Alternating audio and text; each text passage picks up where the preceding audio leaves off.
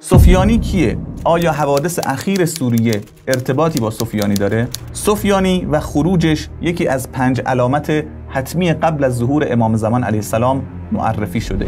روایات زیادی هم در جزئیات حرکتش و اوصافش وارد شده که البته این جزئیات قابل بداع هستند.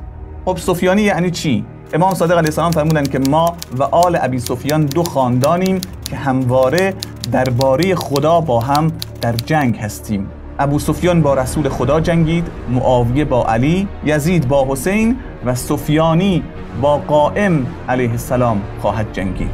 بنابراین سفیانی ادامه معنوی آل ابی سفیانه که در آخر الزمان همچنان بنای مقابله با آل محمد رو داره. اگه اینطوره پس چرا گفتن سفیانی قبل از امام زمان خروج میکنه؟ علیه چه کسی خروج میکنه؟ با چه کسی میجنگه؟ بله، فرمودن با یمانی و فرمودن که یمانی شما رو به سمت صاحبتون دعوت میکنه، یعنی فرستاده ای از جانب امام زمانه و در آخر الزمان آل محمد رو یمانی نمایندگی میکنه.